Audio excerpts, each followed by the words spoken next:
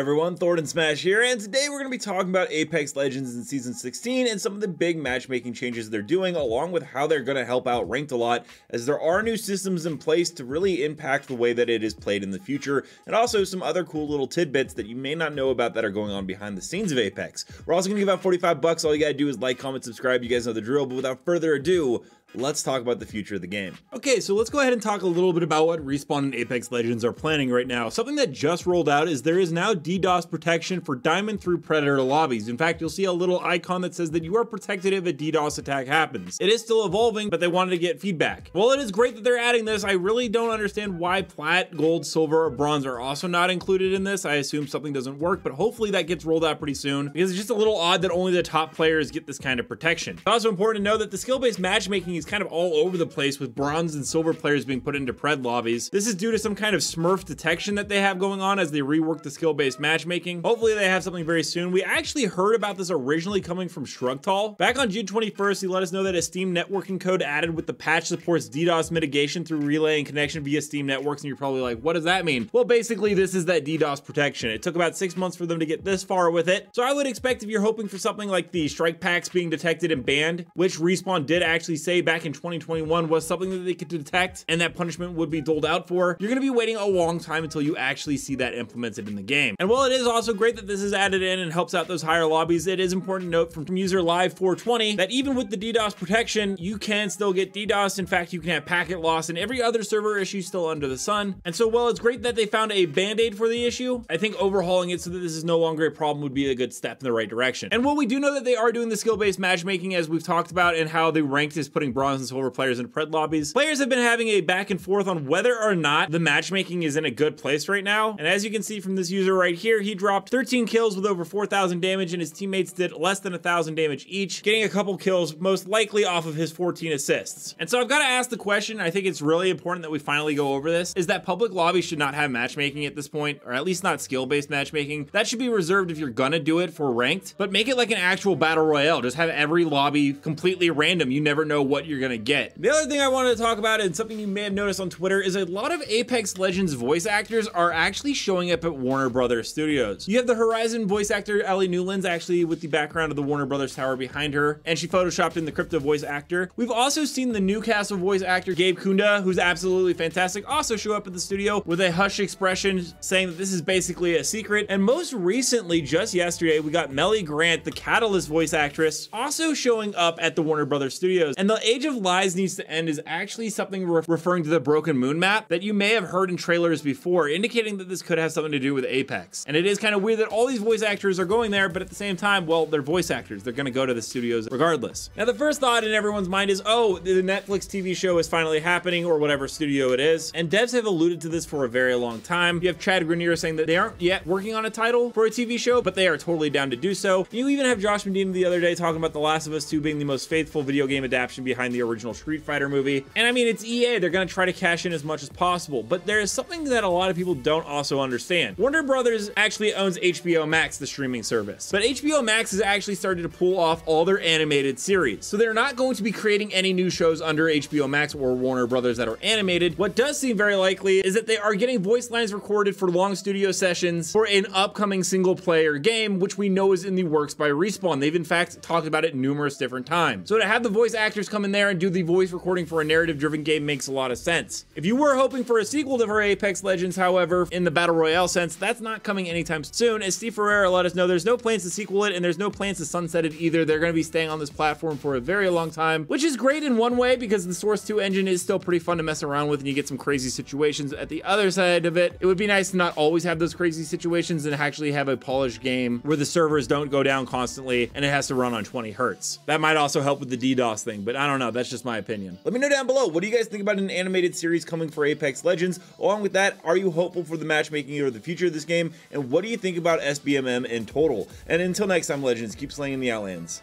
and I'll see you out there.